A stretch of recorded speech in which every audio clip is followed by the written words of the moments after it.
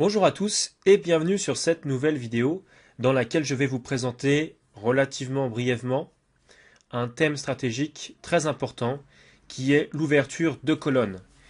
Il y a environ 2 mois, j'avais fait une vidéo sur un autre thème stratégique qui est directement en lien avec celui-là et qui était le pion passé de réserve. Donc vous savez, c'était cette fameuse idée de pousser un pion avec dans l'idée d'obtenir des échanges en finale et de faire en sorte que ce pion passé de réserve puisse se transformer en pion passé tout court.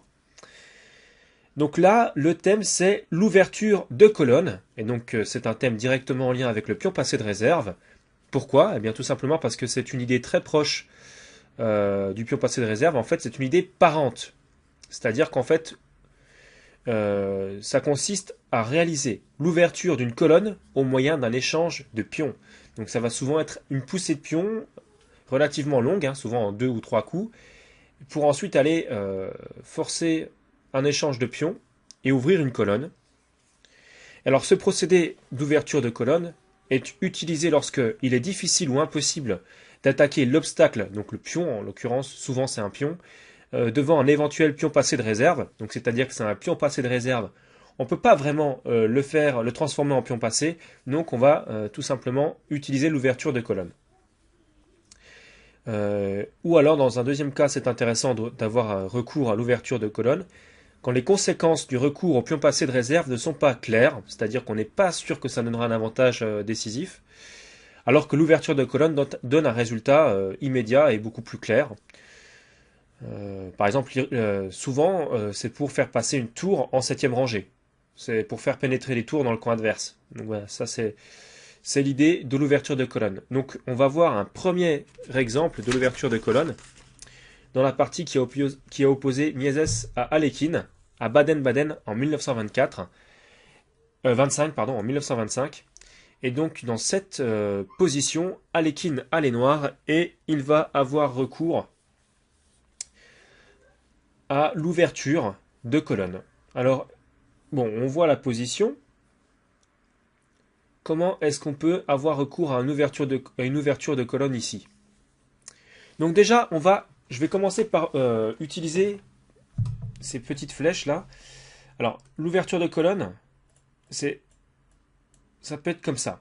Ça peut être une ouverture de colonne intéressante, de façon à ce que la tour puisse avoir du jeu dans le camp adverse. Vous comprenez à peu près le motif, l'idée stratégique qui se cache derrière ce motif stratégique aussi d'ailleurs. C'est de pouvoir emmener la tour se balader dans le camp adverse, ce qui est toujours très intéressant. Et une fois que celle-là sera passée dans le camp adverse, probablement doubler les tours sur cette colonne, ce qui nous donnerait un avantage évident.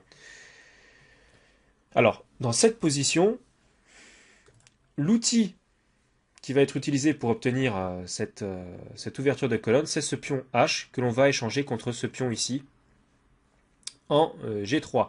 Il est à noter également que la diagonale D6 H2 du fou noir va permettre de simplifier encore ce procédé. Pourquoi? Eh bien simplement parce que de toute façon, si on pousse ici, qu'on pousse encore, après l'échange ici, si les blancs reprennent avec le pion F, effectivement la tour pourra capturer le pion qui est en H2. Donc ça semble être un plan correct et concret ici. Voilà. Donc je reviens. Tac. D'accord, donc H5. Le coup joué par Alekhine. Après H5, que peut-il se passer? Qu'est-ce que va jouer Miezes avec les blancs ici? Donc déjà, qu'est-ce qui se passerait si on avait fait cavalier prend C3 tout de suite au lieu de H5? Cavalier prend C3. Tour C2, donc forcément cloue. Je vous montre. Cloue la tour. Cloue le cavalier ici, puisque le roi serait en échec si jamais le cavalier bougeait. Je suis désolé, il est tard et je suis un peu fatigué. Donc, et puis avec la menace effectivement d'amener le fou en D2 et de capturer tout simplement ce cavalier. Donc je vais vous montrer quand même la variante. Fou prend B4, fou D2. Et le cavalier ici est perdu puisqu'il y a deux pièces qui l'attaquent alors qu'il n'y a qu'une seule pièce qui peut le protéger. Donc même si fou prend un 5, ça change rien, hein. La pièce est perdue, et la partie aussi. Roi B6 peut-être, ou moi je préfère même Roi B7 ici. Voilà, et on a une position complètement perdante. Parce qu'on a une pièce en moins. Donc H5 est bien plus intéressant. Alors H5. Cavalier G2. Alors, sentant le vent du boulet, Miezes, et encore une fois je suis désolé si j'écorche son nom, hein, parce que c'est vrai qu'on peut pas connaître tous les noms des joueurs. Donc il joue cavalier G2 pour empêcher simplement la poussée en H4, puisque le cavalier pourrait prendre. Alors, qu'est-ce qu'on va jouer ici? Qu'est-ce que va jouer Alekhine ici? Comment est-ce qu'il va exploiter ça?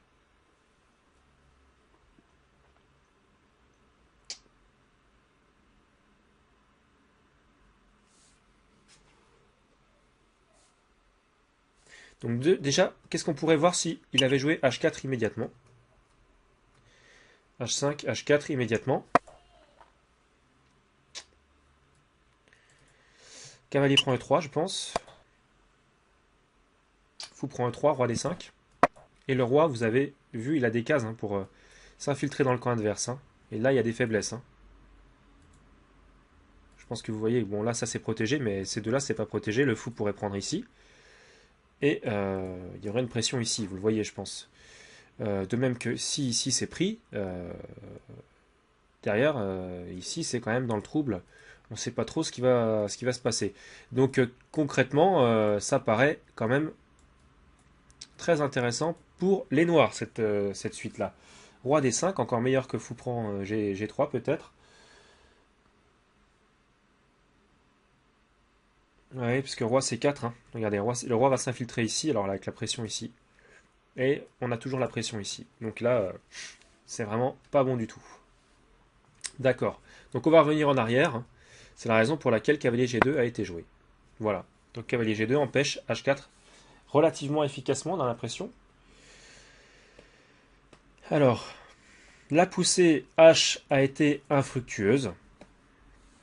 Alors, eh bien tout simplement, les noirs vont se rabattre sur la poussée E. Tour A. Alors, on garde la tour H ici hein, pour pouvoir pousser plus tard, hein, si jamais le cavalier bouge. Et maintenant, on amène la tour sur la colonne E pour simplement pouvoir pousser peut-être en E5, hein, tout simplement. Fou E3, donc logiquement, comme on va pousser, la menace c'est de pousser et de faire pression ici, et bien ici ça protège tout simplement avec le fou. Voilà. Donc, est-ce que à la place d'Alekhine, vous pousseriez en E5? Une question intéressante ça. Je vous avais dit que le fou ici, il a une très belle diagonale, qui peut être vraiment intéressante. Donc cavalier C3 n'est toujours pas possible. Hein. Il y a toujours l'histoire avec tour C2, fou prend B4 et fou D2 qui récupère la pièce. Même si fou prend un 4, fou prend... On a vu que ça ne marchait pas. Eh bien, Alekhine va jouer un superbe coup. Enfin, un coup que moi je trouve vraiment intéressant en tout cas. L'ordinateur a l'air d'accord avec moi et avec Alekhine. Plutôt je suis d'accord avec eux. C'est effectivement la poussée F5 qui est vraiment intéressante parce que la poussée F5, eh bien... regardez, il y a des idées comme ça. En tout cas qui peuvent apparaître. Hein. Il y a des motifs assez intéressants qui peuvent apparaître ici. Vraiment intéressant, vraiment très intéressant cette position. Très intéressante. Alors après F5, roi D2. Roi D2 pour protéger certainement en C3. Je trouve ce coup mauvais. Honnêtement, c'est un mauvais coup. Parce que le fou n'a plus la possibilité de se replier. Or, on voit que là, ça arrive à grande vitesse. Hein. Donc, je pense que c'était pas un très bon coup. Quoi qu'il en soit ici, roi F1 pour moi était certainement meilleur. On va voir tout de suite ce qu'ils disent dans mes notes. Alors, roi F1, tour G8. Pouf, et là on voit qu'il y a des idées intéressantes avec les poussées de pions qui peuvent arriver. Par exemple, tour G4 avec la poussée H4, peut-être. Hein, et dans ce cas-là, attention, je me suis trompé de bouton. Dans ce cas-là, il faut faire très attention parce qu'il y a la poussée ici qui peut être très dangereuse, hein, attaquant ici. Et si jamais la prise a lieu, eh bien ici c'est en l'air. Donc c'est toujours intéressant d'avoir des possibilités de pousser et d'amener des pièces lourdes comme ça sur des colonnes ouvertes. Ou semi-ouvertes, en l'occurrence la colonne G4. La colonne G, pardon. En plaçant notamment la tour sur G4. Donc voilà. Que se passe-t-il ensuite dans cette position?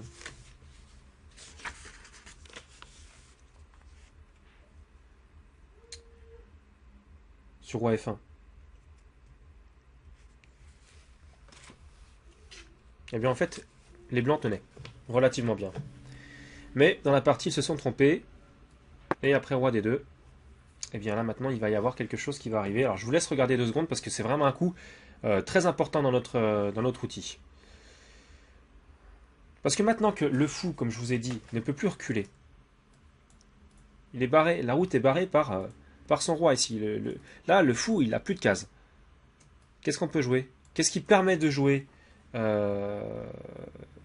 qu'est-ce que cette mauvaise position du fou permet de jouer pour les noirs? Voilà, vraiment, c'est très important que ça serait vraiment bien que vous trouviez ce coup. Vous voyez que là, ça peut avancer. Je vous avais dit, hein, il y a des idées comme ça. Je pense que là, maintenant, vous devriez commencer à comprendre le truc. Alors oui, je pense que vous l'avez compris, on va dire, allez, H4. H4 avec la forte menace. Peu importe, hein, qui est pion prend ou cavalier prend. Bon, sur pion prend, c'est évident. Hein. C'est évident que la pièce, elle est perdue, elle ne peut plus bouger. Toutes les cases autour d'elle sont prises. Ici, c'est contrôlé plusieurs fois. Ce n'est protégé qu'une seule fois, donc c'est évident que ça ne marche pas. Donc là, ça va être perdu, tout simplement. Hein. Le fou est perdu. D'accord? Et si cavalier prend, qu'est-ce qu'on fait? F4. Et ça perd une pièce. Soit les blancs prennent, par exemple, on va dire, même si ils prennent ici, admettons, qu'est-ce qui se passe? Fou prend échec, je pense. Voilà, fou prend échec. Puis on prend et tour prend en H4, on a récupéré une pièce gratuitement. Ok? Bon, si on joue roi C2, j'y pense, c'est ce que donne l'ordinateur, mais dans ce cas-là, la pièce est perdue, évidemment. Donc ça marche pas. Et d'un autre côté, si on essaie de repartir, et bien tout simplement, le pion prend le fou. Cavalier prend certes, puis avec tour prend H2, de toute façon c'est terminé. Hein. Donc voilà. Donc concrètement, eh bien, ici H4 est jouable et est joué. Ah, donc là ça commence à vraiment se compliquer pour les blancs. Hein. Ça commence à vraiment se compliquer. Cela dit, les blancs disposent toujours d'une case. D'ailleurs, c'est bizarre que le coup n'ait pas été joué. Alors, moi, ce que je vois, c'est cavalier F4, qui me paraît être assez évident. Alors, ni dans mes notes, ni sur le logiciel, il est donné. Ce coup, c'est curieux. Alors, qu'est-ce que fou prend? Ah, mais attends, il y a pion prend. Il y a pion prend. Hein.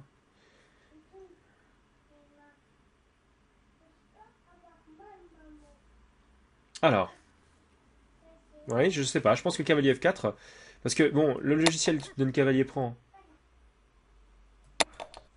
Ouais.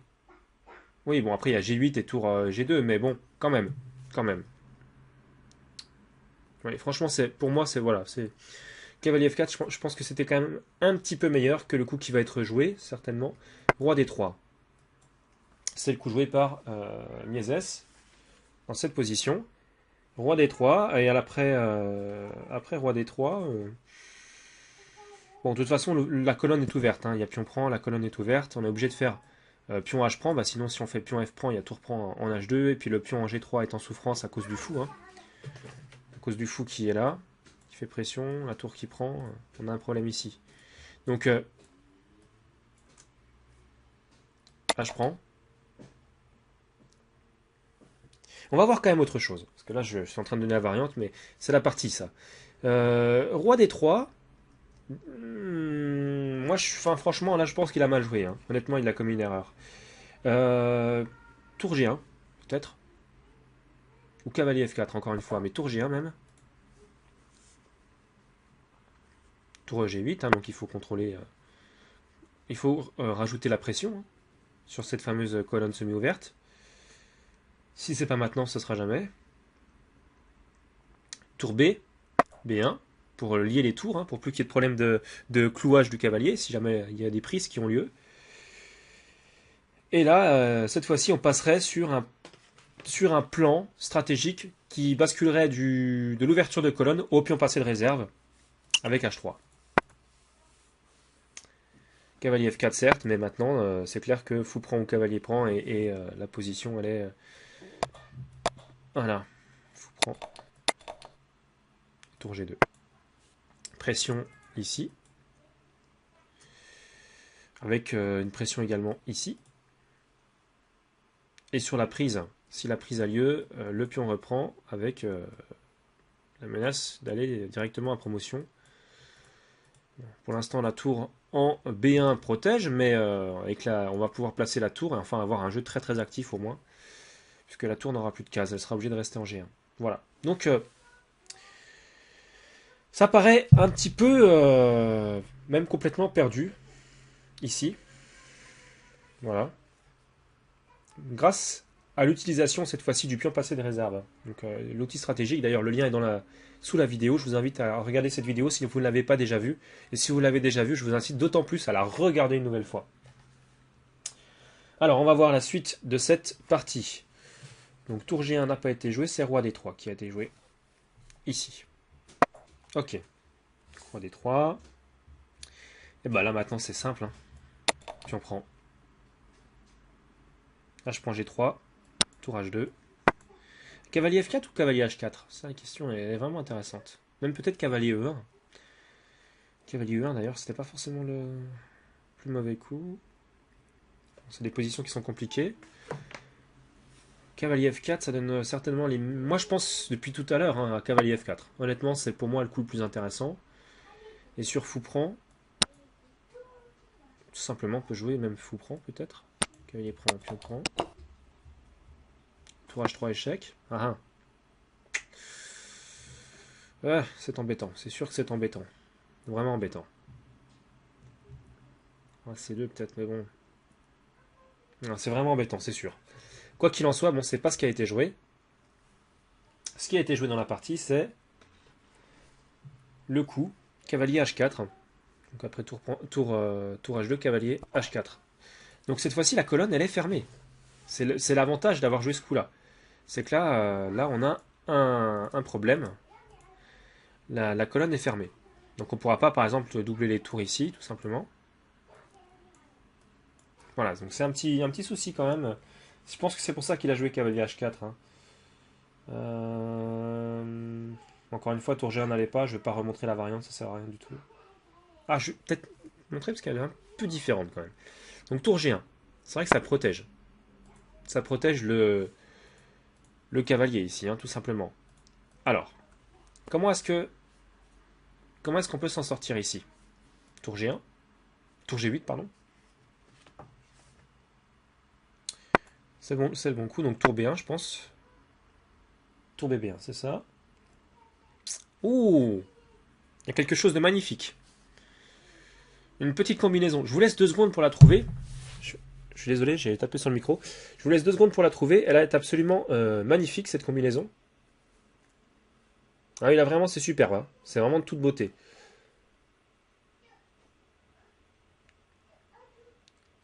C'est pas extrêmement compliqué, mais c'est très beau. Alors, je vais vous montrer tout de suite déjà les menaces. Vous voyez ça? Et vous voyez ça? Si la colonne s'ouvre ici, on aura un problème ici et un problème là. Allez, je ne vais pas vous laisser chercher plus longtemps. Je vais vous donner la réponse. Fou prend G3. Pion prend, tour prend. Alors certes, le cavalier protège, mais le cavalier, il va être pris. Et d'un autre côté, dans cette position, on ne peut pas vraiment défendre. Je vais vous donner les variantes que je viens de voir. Donc déjà tout de suite, Si on joue ça,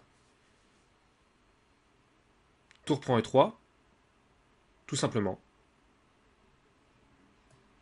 Puisque si cavalier prend, déjà il y a mat. Cavalier F4, échec et mat. Désir, Tout simplement. c'est de vous rendre plus Mais fort. après roi C2 par exemple, je pense que c'est une bonne idée, roi C2 ou roi D2, peu importe. Ah. Donc on pourrait prendre en C3. On va remettre l'échec.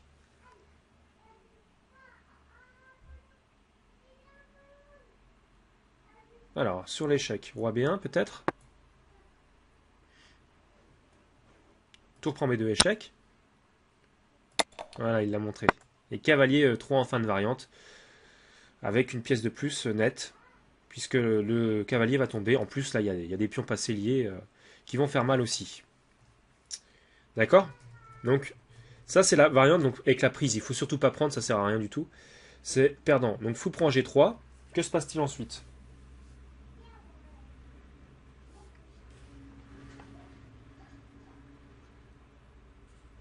Il n'y a, a pas de solution de toute façon.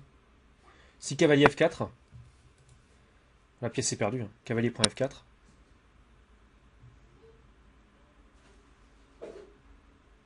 Fou prend F4. Tour prend F2, oui. Et si fou prend aussi tour prend, vous allez voir, ça change rien du tout.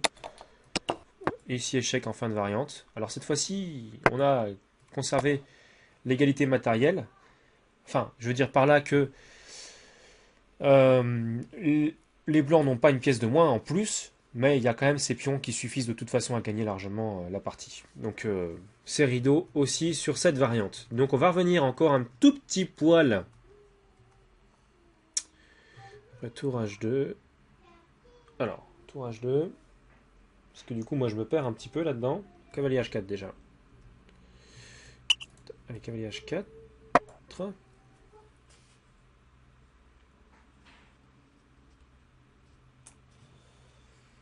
Ah là, c'est un beau coup aussi. Hein. Bon, alors là, on voit tout de suite le clouage. Donc, comment exploiter ce clouage? Fou prend G3, tout simplement. Fou prend G3. Là, c'est terminé déjà. Mon logiciel s'affole. Cavalier F3. Certes, donc c'est. Je pense même à cavalier prend E3 ici, moi. Tour G2, c'est encore le coup le plus soft. Ah, peut-être cavalier prend E3, ça va peut-être. Alors, je vais quand même vous montrer cette variante. Cavalier prend E3. Le problème, c'est qu'il y a roi prend E3.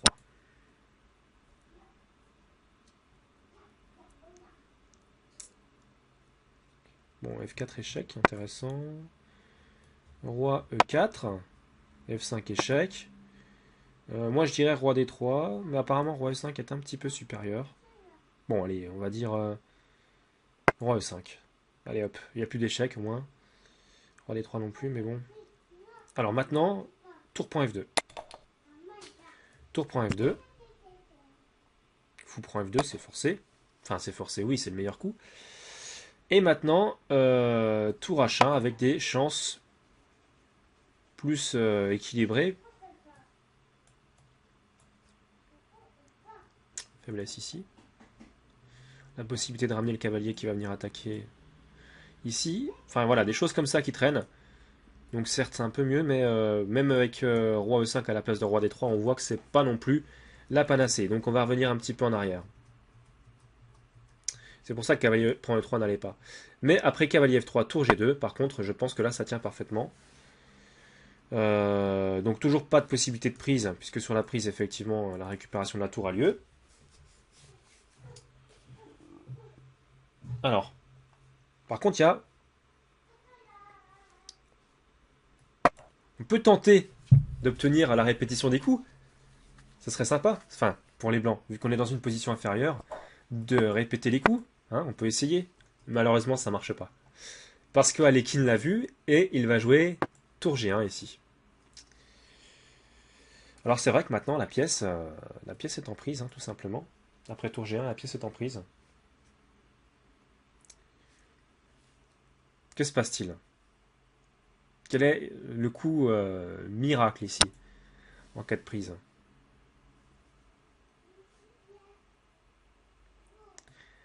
Tour prend G3. Je pense à cavalier G2 ou C2 pour protéger, peu importe. Mais là maintenant, il y a la poussée F4. Les pions passés avancent, ça fait mal. Tour F1 peut-être. Peu importe, je crois qu'ici de toute façon, il n'y a plus d'espoir. Tour F1, peut-être cavalier même. Cavalier prend E3, je pense. L'ordinateur me donne tour E, G8. Ah oui, aussi, oui. Ouais. Ouais, enfin, tout a l'air de gagner ici. Hein. Vraiment, tout a l'air de gagner. Donc moi, je pense même à ça, carrément. Double attaque, hein, à la fois sur le cavalier et sur la tour. La menace de découverte ici, aussi. Donc, je sais pas. Peut-être cavalier prend E3, suivi de tour prend E3. Certainement que c'est le meilleur coup. Roi C2, je pense. Est-ce qu'on peut pas jouer F3. On va pouvoir amener après le roi va pouvoir monter. La tour va pouvoir passer. Donc ça va vraiment être décisif très rapidement, hein, ça. Voilà. Donc je pense qu'il n'y a pas besoin de faire beaucoup plus d'analyse sur cette position qui est complètement perdante. Ici. Alors. Et pourtant c'est ce qui s'est joué dans la partie. Je suis désolé, j'ai encore tapé le micro. Oui, c'est ce qui s'est joué dans la partie. Tour G1, tour E2. Alors attendez, on va voir. Tour G2, cavalier 1. Tour G1. Tour E2. Oui, ça pour protéger, hein, ici, tout simplement. Hein. Comme ça, on pourra prendre là. Mais bon, on n'a pas le temps, quoi.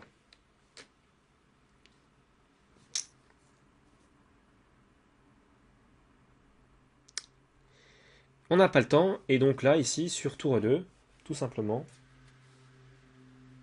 Fou D6, le fou revient, hein, tout simplement. On le sauve, et on menace toujours. Vous voyez? Petit problème ici. Hein. Bon, là, c'est vrai que maintenant, le fou peut partir. C'est vrai, je le reconnais. Donc, malgré tout, on avance quand même avec les pions passés. Dangereusement. Vous voyez que sur fou ici, par exemple, il y a la possibilité, s'il faut prendre, faire cavalier échec, et de capturer, soit de capturer la tour. Enfin voilà, ça commence vraiment à sentir mauvais pour les blancs. On est bien d'accord. Donc, après fou D6, tour C1. La tour est protégée par le fou, donc bon. Le cavalier n'est plus vraiment cloué. Tour H8, logique, hein. On va essayer de revenir attaquer 2 fois ici. Hein. Là, il y a un problème. Hein. Donc, bon. C'est l'idée. Et après tour H8, qu'est-ce que peuvent jouer les blancs? Cavalier F3 est joué. Donc cavalier F3, je pense que même l'échange des tours... Tour prend C1, oui. Je pense que ça suffit. Alors, il y avait une autre variante qu'on va regarder ensemble. Tour prend C1, fou prend C1. De toute façon, après tour H3, c'est plié. Je ne peux pas protéger le cavalier. Il est impossible de protéger efficacement ce cavalier. Le roi ne peut pas venir ici, parce qu'il y a le cavalier qui contrôle. Le pion contrôle ici. La tour, si elle vient ici, le cavalier la prend. C'est encore peut-être le moins pire, tour E3. Cavalier prend E3, roi prend E3. Ouais. Ça fait quand même de la peine à voir. Non, c'est vraiment complètement perdu ici. Hein. C'est vraiment complètement perdu, surtout que pour couronner le tout, de toute façon, même si le roi venait en E2 et que le cavalier partait, il y a toujours le pion ici qui est complètement perdu et le fou qui pourrait venir récupérer, etc. Enfin, c'est vraiment complètement perdu, quoi. Il n'y a plus aucun espoir dans cette position. Ouais, vraiment plus aucun espoir. Voilà, donc on atteint la fin de la partie. Donc là, les blancs abandonnent. Hein, Miezès serre la main d'Alekhine, il abandonne. Alors, juste, on va revenir un petit peu en arrière, à la place de tour prend C1, visiblement. Il y avait un autre coup qui était... Ah non, c'est juste avant, à la place de cavalier F3.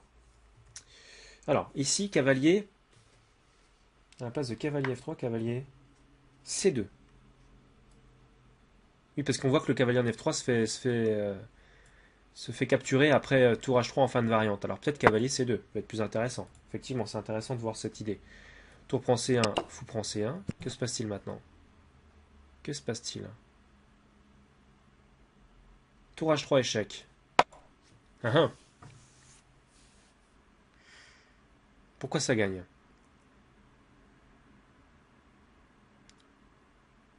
Bon, alors là, évidemment, on va voir sur roi des deux.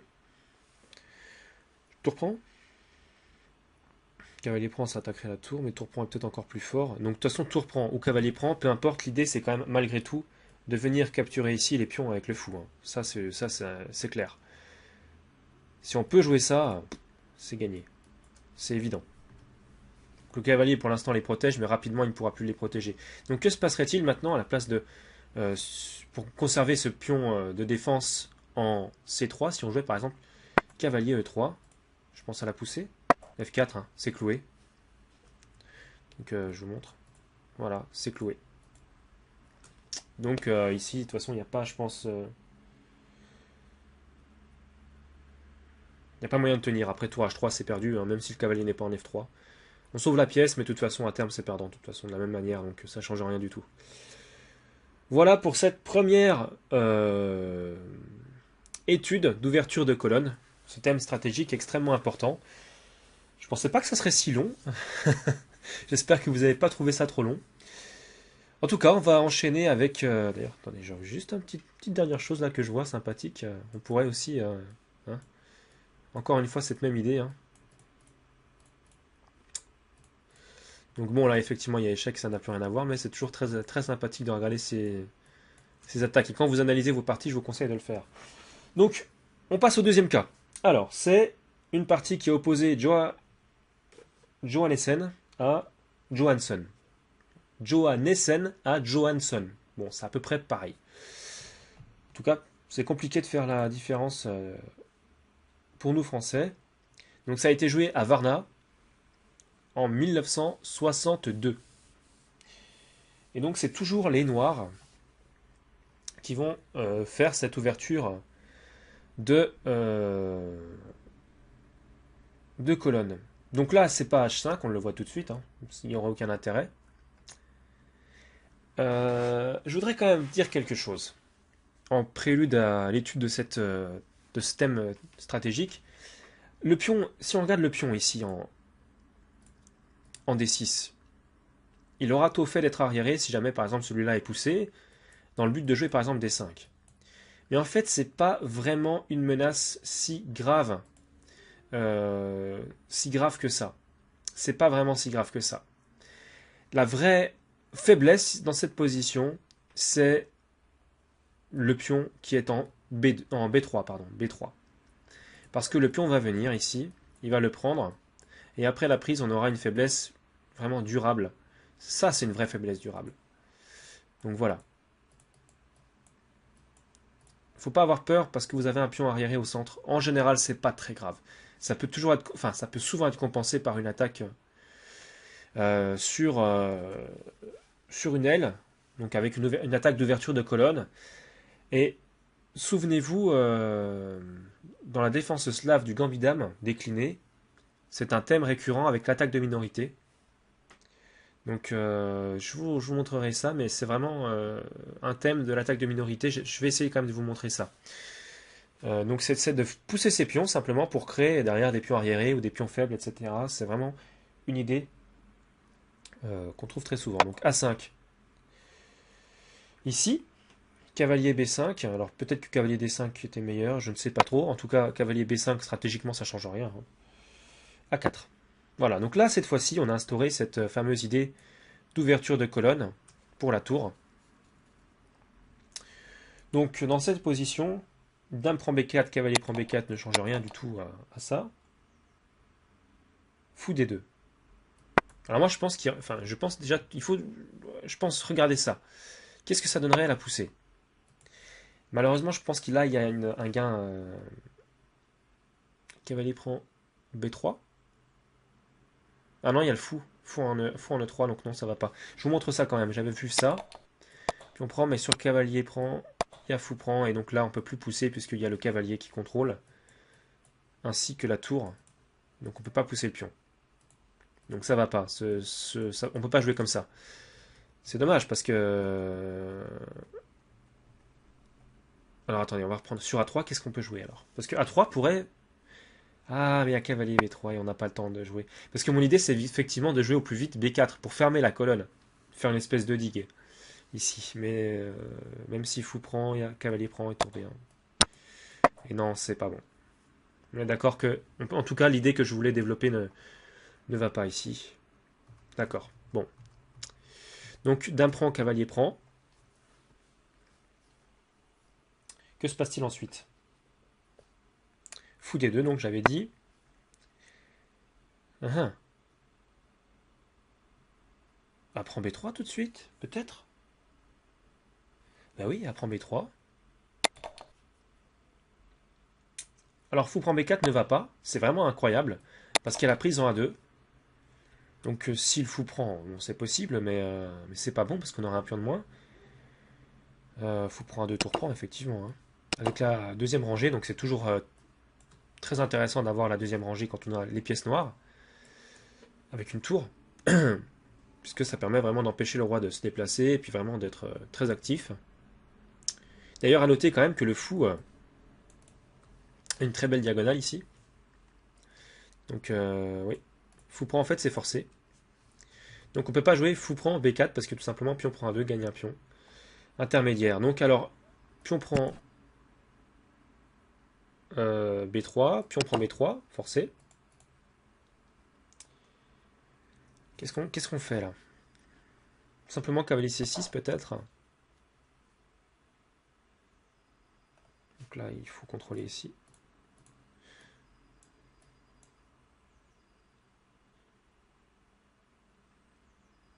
Donc il y aura des fourchettes. Hein.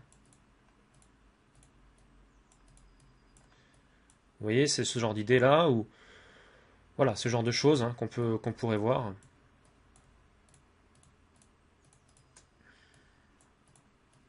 Voilà. Cavalier C6, intéressant. La case D4 est intéressante. On pourra poursuivre les actions plus tard. B4. Donc les blancs essaient de contre-attaquer. Ils voient bien que la position est un petit peu difficile à tenir. B4. Cavalier E6. Hein, avec encore, vous le voyez, qui accentue vraiment le contrôle de cette case D4. Qui est une case très importante ici.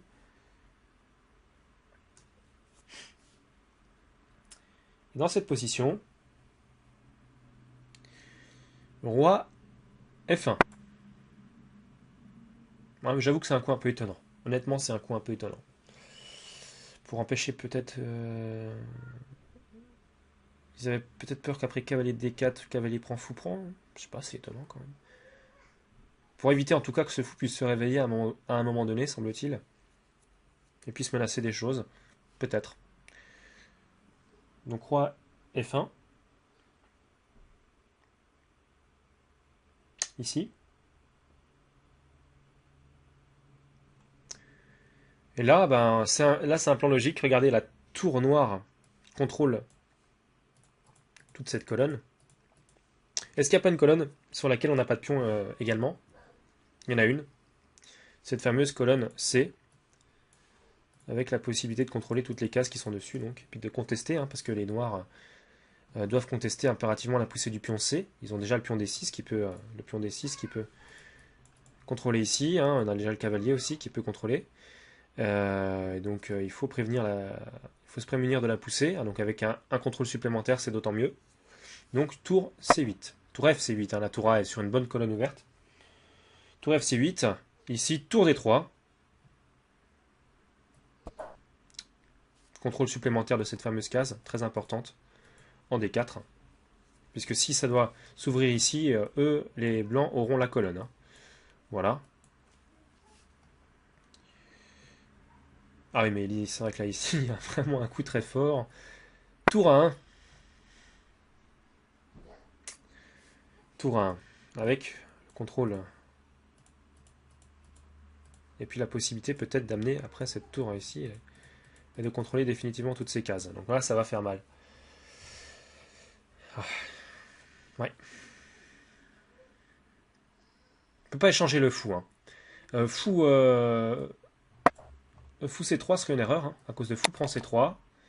Peu importe quel tour. Tour D prend C3 peut-être. Et cavalier prend B4 je pense. Cavalier prend F4. L'ordinateur me dit. Ben, ça change rien. C'est la même idée. Hein. Sur C5. D prend. Alors reprendre avec la tour. C'est très important. Hein. C'est des pièces qu'il faut placer. C'est pas les pions. Prendre avec la tour et tour C à 8 et voilà, par exemple. Une position complètement gagnante. Là encore un pion qui est en souffrance. Donc voilà, c'est très très très dur à jouer. Avec les blancs, en fait, c'est complètement perdu, hein, pour tout dire. Hein, parce que c'est vrai que là... Bon, alors effectivement, les coups comme ça, par contre, il faut éviter, hein, parce qu'il y a le fou qui pourrait prendre, hein, tout simplement, donc ça ne donnera rien. Mais après cavalier prend B4, par contre, ça sera une possibilité, parce que sur fou prend, il y aura la possibilité de reprendre et d'attaquer cette fois-ci les deux tours, simultanément. Voilà. Donc je pense que cette position a été assez étudiée. Donc c'est la deuxième position. On va passer à une troisième position, et je pense qu'elle va vous plaire.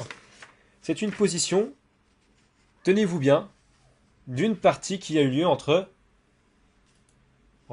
Karpov et Kasparov. Donc c'était la 15e partie du match qui se jouait à Moscou en 1984.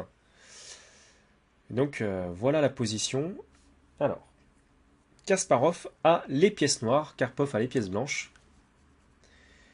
Et alors là, on peut tout de suite voir quelque chose, c'est que les pièces de Kasparov sont un petit peu moins actives, semble-t-il, que les pièces de Karpov. Enfin, en tout cas, c'est mon idée.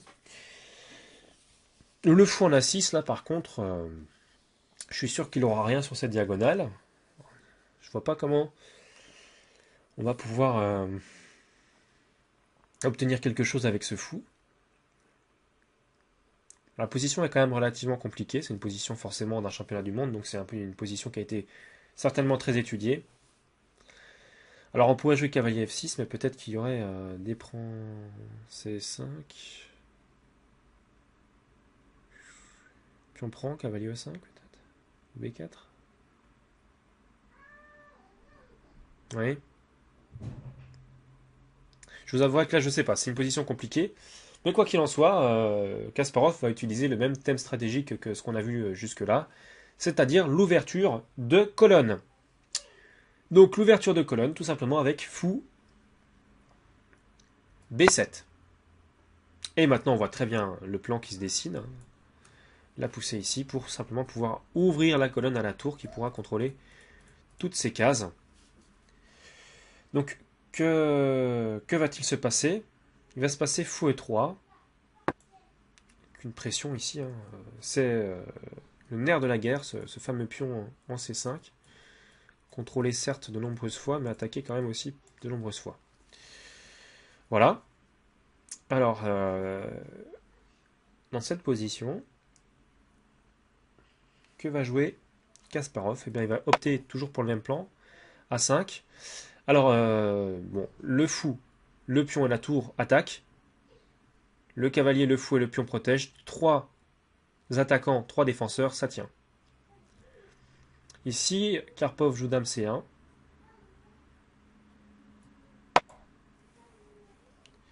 A4. Avec la menace de s'échanger. Et d'avoir la colonne ouverte. Tour D1. Est joué, donc la tour est face à la dame. Hein, il veut prendre, donc c'est logique qu'il mette la tour face à la dame, vu que l'idée c'est de prendre quand même. Donc dame C1 avec aussi une pièce supplémentaire qui attaque hein, ici. Donc on voit que ça commence à faire quand même pas mal de pièces qui attaquent. Mais notre bon Kasparov avait vu ça, et après A prend B3. A prend B3.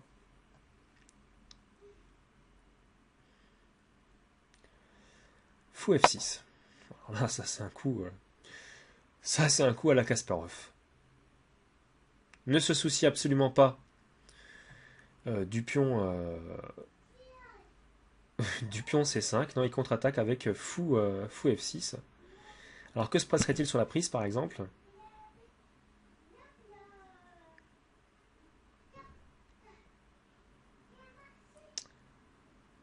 B prend peut-être?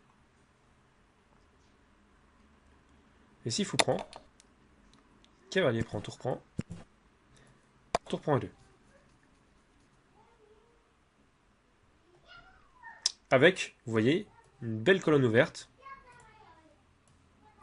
Et vous avez pu remarquer quand même que sur les deux derniers exemples, celui-là et le précédent, on a toujours cette diagonale qui est hyper importante avec les noirs, H8, A1. Donc justement là je vais